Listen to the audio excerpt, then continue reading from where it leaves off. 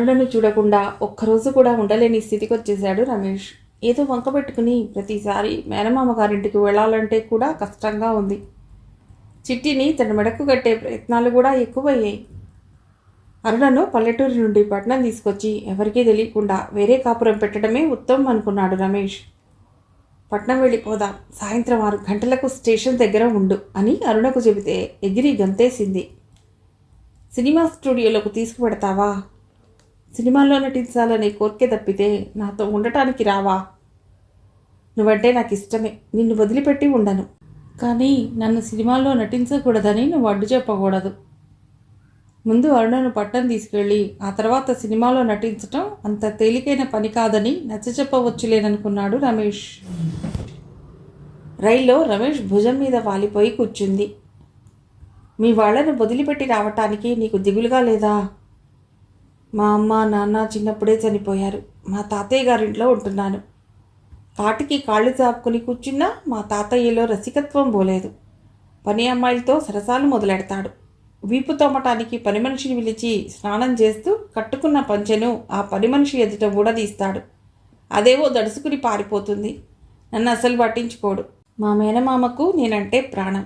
ఇంట్లో నుండి బయటకు రావద్దు, నీ పాదాలు కందిపోతాయి అంటాడు. ఇంట్లో నుంచి నేను పారిపోయానని తెలిసి అన్నం నీళ్లు ముట్టడు. అరుణ మేనమామ మీద అసూయ ఏర్పడింది రమేష్కి. నాతో పాటు వచ్చి నువ్వు పొరపాటు చేశావేమో, నీ మేనమామనే పెళ్లి చేసుకుంటే సరిపోయేది అన్నాడు ఉడుకుమొత్తనంతో. మా మేనమామ నాకు అన్ని సేవలు చేస్తాడు, నన్ను పువ్వుల్లో పెట్టుకుని పూజిస్తాడు. కానీ పంజరంలోని చిలుకల అక్కడే ఉండిపోవాలి. ఇంట్లో నుండి బయటకు పెడితే ఊరుకోడు. పల్లెటూళ్ళలో ఏముంది, పట్నంలో అన్ని వింతలు విశేషాలే, నీకు స్వర్గం చూపిస్తా అన్నాడు రమేష్ మెల్లిగా ఆమె చెవిలో. కిలకిలా నవ్విందామె. పట్నం వచ్చేశారు ఇద్దరు. ఓ గది అద్దెకి తీసుకుని అందులో ఉంచాడు అరుణని. ఇంటి దగ్గర నుండి ఎవరికీ తెలియకుండా 5,000 పట్టుకొచ్చాడు. రోజు ఆటోలో అరుణను తీసుకుని పట్నంలో చూడదగినవన్నీ చూపించాడు. హోటల్లోనే భోజనం చేసి రూమ్కి వచ్చేవాళ్ళు. ప్రతి రాత్రి వసంతరాత్రిలా గడిచిపోతున్నది రమేష్కు. రాత్రిళ్ళు సుదీర్ఘంగా, పగటిపూట పొట్టిగా ఉంటే బాగుండు అనుకునేవాడు రమేష్. రాత్రిపూట ఆమె వెచ్చటి కౌగిలిలో కాలం తెలిసేది కాదు. తెల్లవారగానే సమస్యలు ఎదురయ్యేవి. పగలు ఇంట్లో ఉండనివ్వదు అరుణ. స్టూడియోల చుట్టూ తిప్పమనేది. పట్టణంలో బయట తిరగటం రమేష్కి నచ్చేది కాదు. తెలిసిన వాళ్ళు కనబడితే ఇబ్బందిగా ఉండేది. ఇంట్లో ఉన్న డబ్బు కూడా ఖర్చయింది. తెలిసిన వాళ్ళ దగ్గర అప్పు తెచ్చాడు. డబ్బులు గురించి అతడు బాధపడ్డం లేదు. కానీ అరుణకు సినిమాల్లో నటించాలనే పిచ్చి తగ్గితే బాగుండు అనుకునేవాడు. సినీ ప్రపంచంలో అడుగుపెట్టిందంటే అరుణ తనకు దక్కదు. ఆ ఉద్దేశంతోనే తన తండ్రికి బాగా తెలిసిన సినిమా నిర్మాతల దగ్గరకు తీసుకెళ్లేవాడు కాదు. ఏ క్షణంలో ఆమె చెయ్యి జారిపోతుందోనని అతడి భయం. అరుణే తన ప్రపంచం. ఆమెతో కలిసి కొత్త కాపురంలోని రుచులు చవి చూడాలి. ఇద్దరూ కలిసి అనురాగ గోపురాలు కట్టుకోవాలి. అరుణ సంగతి ఇంట్లో చెప్తే మొదట్లో ఆమెను తను పెళ్లి చేసుకోవటానికి ఒప్పుకోకపోయినా నిదానంగా వాళ్ళకి నచ్చజెప్పగలడు. నాన్నను ఒప్పించటం తేలికే. అన్నయ్య కొన్నాళ్ళు మటమటలాడినా చివరకు ఒప్పుకుంటాడు. అప్పుడు అద్దె ఇంట్లో నాన్న అగచాట్లు పడుతూ ఉండవలసిన అవసరం తనకుండదు. అరుణతో కలిసి ఏసీ రూమ్లో హాయిగా కాలం గడిపేయవచ్చు. ఎక్కడో పుస్తకంలో చదివాడు తను. ప్రేమించడం ఓ కళ. ఆ కళలో నిష్ణాతులు ఫ్రెంచి వాళ్ళు. ప్రపంచంలో ప్రేమించడం తెలిసిన వాళ్ళు ఫ్రెంచి వాళ్లే. వారికి ప్రేమే మమతల కోవెల. వారి మతం ప్రేమ. నవ్వొచ్చింది రమేష్కి. ప్రేమించేవాళ్ళు, ప్రేమంటే ఏమిటో తెలిసిన వాళ్ళు ఇండియాలో కూడా కోకొల్లలు. కాకపోతే తినటానికి తిండి కోసం వెంపర్లాటంతోనే ప్రేమ బీజాలు మొలకలు ఎత్తకుండానే ప్రేమ క్షేత్రాల్లో మాడిపోతున్నాయి. కానీ తన ప్రేమ అజిరామరం. ఆలోచనల నుండి తేరుకుని పక్కకు చూశాడు రమేష్. అరుణ కనిపించలేదు. కంగారు పడి లేచి ఒంటి మీద బట్టలు సరిచేసుకుని బయటకొచ్చి చూశాడు. ఎక్కడా కనిపించలేదు. అతడి కళ్ళల్లో నీళ్లు తిరిగాయి. రూమ్కు తాళం వేసి ఆమె కోసం వెతుకుదామనుకున్నాడు. లోపలికొచ్చి చూస్తే అరుణ కనిపించింది. ఎక్కడికి వెళ్ళావు? ఆమె దగ్గరకు పరిగెత్తుకుంటూ వెళ్ళి పదవి పట్టుకుంటూ అడిగాడు. బాత్రూమ్కి కూడా వెళ్ళనివ్వవా అంది నవ్వుతూ. నీకు నవ్వుగానే ఉంటుంది, నేను కంగారు పడిపోయాను. 5 నిమిషాలు నేను కనిపించకపోయేసరికి తల్లడిల్లిపోతున్నావు. రేపు మనిద్దరం విడిపోవలసి వస్తే? ఆ మాట అనకు అరుణ. నన్ను వదిలి వెళ్ళిపోకరుణ. ఆమెను బతిమాలుకున్నాడు. నా పిచ్చి బంగారం, నన్ను ఈ గదికే పరిమితం చేస్తే నేను బతకలేనో అంది అరుణ అతడి జుట్టు చెదరగొడుతూ. ఆ రాత్రి అతడికి నిద్ర పట్టలేదు. 2 పెట్టెల సిగరెట్లు కాల్చేశాడు. నన్ను మహారాణిని చేసేవాడు కావాలి. మహారాజులా నన్ను ప్రేమించాలి. బానిసల్లా బుడిగం చేసేవాళ్ళు 1000 మంది ప్రేమికులు నాకొద్దు. మహారాజులా దర్పంగా ప్రేమించేవాడు కావాలి. రెక్కలుంటే బావుండును. ఆమె కలవరించటం విన్నాడు. మనిషి మరీ డీలా అయిపోయాడు. పాలవాడి కేకలతో, పేపర్ బాయ్ కేకలతో పట్నం మేలుకుంటూ ఉంది. అప్పుడే రమేష్కి నిద్రపట్టింది. మధ్యాహ్నం 1 గంటకు మెళకువ వచ్చింది. అరుణ కనిపించలేదు. ఎక్కడా కనిపించలేదు. మళ్ళీ ఎప్పుడూ అతడికి ఆమె కనిపించదేమో. మళ్ళీ తన కోసం తిరిగి వస్తుందనే అతడి ఆశ. ఎదురు చూస్తూనే ఉన్నాడు రమేష్. చిట్టికి మాత్రం మరొకడితో పెళ్ళయింది. సోమసుందరం నిజంగానే పెద్ద పొరపాటు చేశాడు. సంఘంలో పరువు పోయిందని అనవసరంగా తన ప్రాణాలను తానే తోడేసుకుని హతుడయ్యాడు. అత్తగారింటికి వచ్చిన మొదటి రోజే చీవాట్లు తిన్నది హరిత. చేతిలో నుండి కప్పు చేజారి కింద పడినందుకు అత్తగారు దులిపేసింది. బంధువులు ఎవరో వస్తే నమస్కారం చేయలేదని వాళ్ళ ముందే చెంప మీద చెళ్ళు అనిపించాడు భర్త. జీవితంలో ఎప్పటికీ మర్చిపోలేని విధంగా ముగిసింది మొదటి రాత్రి అనుభవం. సలా కాగే నూనె భాండంలో ముంచినట్లుగా బాధపడింది. సానిదానిలాగా ఏమిటా నడక? పాల గ్లాస్తో గదిలోకి వచ్చిన హరితను హరీష్ మొదటి రాత్రి పలుకరించిన తీరది. మౌనంగా నిలబడిపోయింది. ఆ పెదాలేమిటి కమిలిపోయి ఉన్నాయి? ఎంతమంది చేత ముద్దులు పెట్టించుకున్నావు? ఆమెను చెయ్యి పట్టుకుని మంచం మీదకు గుంజాడు హరీష్. భర్త గట్టిగా చెయ్యి గుంజటంతో గూడు దగ్గర విపరీతమైన నొప్పేసింది. అసలు కార్యక్రమం మొదలు పెట్టలేదు. అప్పుడే మూలుగుతున్నావు. ఇంతకు మునుపు ఎవరి దగ్గర నా పడుకున్నావా? గద్దను చూసిన గువ్వపిట్టలా ఉడికిపోయింది. మాట్లాడవేం? తొడపాసం పెడుతూ అన్నాడు. నొప్పితో తొడరుద్దుకుంది. చీర లాగేసి మళ్ళీ తొడపాసం పెట్టాడు. ఈ అనుభవం ఇంతకు ముందు రుచి చూడలేదా అన్నాడు ఆమె బుగ్గలు గట్టిగా రక్తం వచ్చేట్లు కొరికి. లేదన్నట్లు తలూపింది. మొదటి రాత్రి అనుభవమేమో గాని ఆమె ప్రాణాలు లుంగలు జుట్టుకుపోతున్నాయి అతడి చేష్టలకు.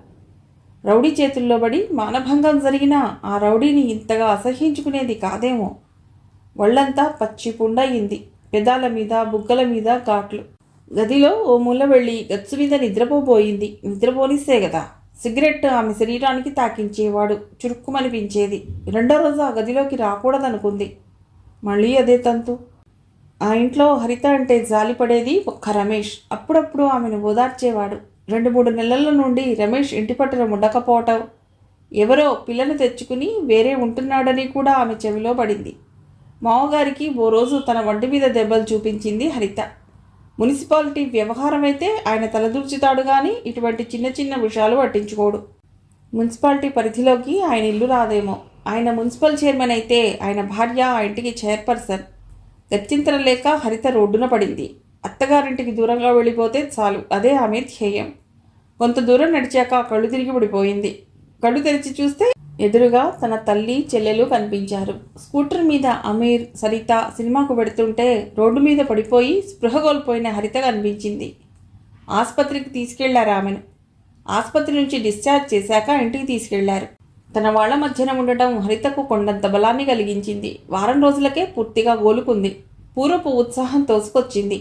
అత్తగారింట్లో తను అనుభవించిన కష్టాలన్నీ పూసగుచ్చినట్లు సరితకు చెప్పింది. అమీర్ ఆమెను లాయర్ దగ్గరకు తీసుకెళ్లాడు. విడాకుల కోసం కోర్టులో అఫిడవిట్ దాఖలు చేసింది. హరిత పెళ్ళవకముందే BA BEd చదివి ఉండటంతో స్కూల్లో టీచర్గా చేరింది. అన్యోన్యంగా ఉండే అమీర్ సరితలను చూసినప్పుడల్లా తనకి కూడా మంచి రోజులు ఎప్పుడొస్తాయోనని ఎదురు చూస్తూ ఉంది హరిత. వినయ్ ప్రోత్సాహంతో మళ్లీ పరీక్షలు రాసింది అమూల్య. ఆమెకు తన శక్తి సామర్థ్యాల మీద నమ్మకం కుదిరింది. గోవిందరావు సలహా మేరకు వినయ్, అమూల్య MAలో చేరారు. కాలేజీ అయ్యాక ఎక్కువ సమయం గోవిందరావు గారింట్లోనే గడుపుతూ ఉంది అమూల్య. ఇంట్లో ఆమె మాటకు ఎవరూ అడ్డు చెప్పటం లేదు. సుధీర్ను ITIలో చేర్పించింది. చెల్లెలు అమలకు ఇంటి పని, తీరిక సమయాల్లో ఎంబ్రాయిడరీ పనితోనే సరిపోతున్నది. షాప్లో ఎంబ్రాయిడరీ దారం, బట్టలు తెచ్చుకుని ఇంటి దగ్గర ఎంబ్రాయిడరీ పని పూర్తి చేసి షాప్లో ఇచ్చేస్తుంది అమల. షాప్ యజమానికి 30 ఏళ్ళు ఉంటాయి. కర్ణాటక సరిహద్దు ప్రాంతం నుంచి వచ్చి ఇక్కడ ముందు చిన్న షాప్ పెట్టుకున్నాడు. ఆడవాళ్లకు కావలసిన శారీ ఫాల్స్, జాకెట్ గుడ్డలు, ఆడపిల్లల ఫ్రాక్లు అమ్మేవాడు. శ్రీనివాస్ వ్యాపారం బాగా పుంజుకుంది. షాప్ పెద్దదైంది. షాప్ వెనక 4-5 కుట్టు మిషన్లు పెట్టి రెడీమేడ్ బట్టలు తయారు చేయటం కూడా ప్రారంభించాడు. శ్రీనివాస్ 2-3 ఏళ్లకు ఒక్కసారి స్వగ్రామం వెళ్ళి వస్తూ ఉంటాడు. అక్కడ అతడికి బంధువులు ఉన్నారో లేరో ఎవరికీ తెలియదు. హోటల్లో భోజనం, పగలంతా షాప్లో కాలక్షేపం. రాత్రి 10 గంటలకో తన అద్దెకు తీసుకున్న ఇంటికి చేరతాడు. అతడు అద్దెకుంటున్న ఇల్లు కూడా అమల ఇంటికి దగ్గరే. ఈ డిజైన్ చాలా బాగుంది, చీరకే అందం వచ్చింది అన్నాడు శ్రీనివాస్ అమల దగ్గర నుండి ఎంబ్రాయిడరీ చేసిన బట్టలు తీసుకుంటూ. నువ్వెప్పుడు అలాగే అంటావు శ్రీను. చిన్నపిల్లల డ్రెస్సులు కుట్టడం నేర్చుకోరాదు? నాకు తీరికెక్కడిది? పని నేర్చుకోవడం ఇష్టం లేదు నీకు అన్నాడు శ్రీనివాస్ ఆమె వైపు నవ్వుతూ చూస్తూ. ఆమెకు చిరుకోపం వచ్చింది. నన్ను తొందరగా పంపించే, నేను వెళ్ళాలి. వెళ్ళి ఏం చేస్తావు? తిరుగుతాను నా ఇష్టం వచ్చినట్లు. ఎక్కడి దాకా నీ ప్రయాణం? భూమి అంచుల దాకా. తోడొద్దా? మౌనంగా తల వంచుకుంది. ఆమె ఏవేవో సమస్యలతో సతమతమవుతున్నదని అతడు అనుకున్నాడు. ఆ సమస్యలన్నీ ఆర్థికపరమైనవి కూడా అతడికి తెలుసు. 3 ఏళ్ల నుండి అవలను చూస్తూనే ఉన్నాడు. ఆ పిల్ల అతడికి అర్థం కాదు. ఆమె కళ్ళ లోపల గంభీరత, ఆమె చురుకైన సమాధానాలు అతడికి ఇష్టం. ఆమెతో కలిసి ఎగిరిపోవాలని అతడి మనస్సు అప్పుడప్పుడు అనిపిస్తోంది. కానీ ఈ శరీరం మాత్రం కూరుకుని పోయి ఉంటుంది భూమిలో. భూమి అంచుల దాకా వెళ్ళి ఏం చేస్తావు? నేను చనిపోతే మాత్రం ఏముంది? నా కోసం కన్నీళ్లు గార్చేవారు మాత్రం ఎవరున్నారు? ఎటో చూస్తూ కూర్చుండిపోయింది. కస్టమర్ వస్తే అతడికి కావలసినవిచ్చి మళ్ళీ అమల దగ్గర నిలబడ్డాడు. జీవితం అర్థం లేనిది అన్నాడు అతడు. మోడువారిని జీవితాలే, ఎవ్వరిలో ఉత్తేజం కనిపించదు అందామె. అతడు ఎన్నో ఇబ్బందులు పడి జీవితంలో నిలదొక్కుకోగలిగాడు. అతడు నిలదొక్కునేసరికి సరదాగా తిరిగివలసిన వయస్సు ఆవిరైపోయిందని తెలుసుకున్నాడు. తాను సరైన నిర్ణయం తీసుకోకపోతే జీవితంలో మిగిలిన ఆ పచ్చదనం కాస్త ఎండిపోతుందని కూడా అతడికి తెలుసు. అమల అంటే సదభిప్రాయం ఉంది అతడికి. ఆర్థికంగా ఇబ్బందులు పడుతున్న అమల కుటుంబం గురించి కూడా అతడు తెలుసుకున్నాడు. ఆ అమ్మాయిని పెళ్లి చేసుకోవాలనుకునేవాడు. అమలకు ఇష్టమో లేదో కూడా అతడికి తెలియదు. అమల దగ్గర ఆ ప్రసక్తి తేవాలంటేనే అతడికి భయం. రోజులు సంవత్సరాలు గడిచిపోతున్నాయి. అమల కొత్త అందాలు సంతరించుకుంటూ ఉంది. అతడు మాత్రం రోజు రోజుకి నీరసపడిపోతున్నాడు. ఓ రోజు షాప్ దగ్గరకు వెళ్ళి చూస్తే షాప్ మూసేసి ఉంది. ఊరికి వెళ్ళాడేమోననుకుని పక్క షాప్ వాళ్ళని అడిగింది. వారం రోజుల నుండి జ్వరం, ఇంటి దగ్గరే ఉన్నట్ట. దగ్గర ఉండి సపర్యలు చేసేవాళ్ళు లేరతడికి. అద్దె ఇంట్లో ఒంటరిగా ఒళ్ళు తెలియని జ్వరంతో ఎన్ని ఇబ్బందులు పడుతున్నాడో. ఆమె మనస్సు ఆందోళనకు గురయింది. వెళ్ళి చూసొస్తే అతడు తనకేమవుతాడు? అతడు మనిషి, తను ఓ మనిషి. మనిషికి మనిషికి మధ్య ఉండే సంబంధమే మానవత్వ సంబంధం. అది లేకపోతే మనిషికి మనుగడే లేదు. లోకం ఏమనుకుంటుంది? పరిపరి విధాలా ఆలోచించింది అమల. ఆమె మనస్సు ఆలోచనలతో సతమతమవుతూనే ఉంది. ఆమె కాళ్ళు మాత్రం ఆమెను శ్రీనివాస్ ఇంటికి లాక్కెళ్ళాయి. పెరిగిన గడ్డంతో మంచానికి అతుక్కుపోయి ఉన్న అతన్ని చూడగానే ఆమె గుండె తరుక్కుపోయింది. గదంతా అపరిశుభ్రంగా ఉంది. ఎక్కడి బట్టలు అక్కడ పడి ఉన్నాయి. గదంతా నీచువాసన వస్తూ ఉంది. కాళ్లకు అడ్డం తగులుతున్న వస్తువులు పక్కకు సర్దింది ఆమె. కిటికీ తలుపులు తెరిచింది. తెల్లటి వెలుగు గదిలోకి తోసుకొచ్చింది. కళ్ళు తెరిచి చూశాడు. అతడిలో కదలిక ప్రారంభమైంది. మంచం మీద కూర్చోమని సైగ చేశాడు. అతడి పక్కన కూర్చుని నుదుటి మీద చేయి వేసి చూసింది. జ్వరం మండిపోతూ ఉంది. ఇంత జ్వరంలో ఇక్కడెందుకున్నారు? హాస్పిటల్లో చేరొచ్చు కదా. నేనెవరి కోసం బతకాలి అన్నాడతడు. తాను ఒంటరివాడని మనిషి అనుకున్నప్పుడు అతడి మదిలో చెలరేగే ప్రశ్న అది. తాను ఒంటరినని తనలో తాను కుమిలిపోకుండా తన భావం నలుగురి ముందు విశదీకరిస్తే తోడు తప్పకుండా దొరుకుతుంది. అమల ఏం మాట్లాడకుండా లేచి నిలబడింది. రోడ్డు మీదకి వెళ్ళి ఆటో మాట్లాడుకుని శ్రీనివాసుని తీసుకుని ఆసుపత్రిలో చేర్పించింది.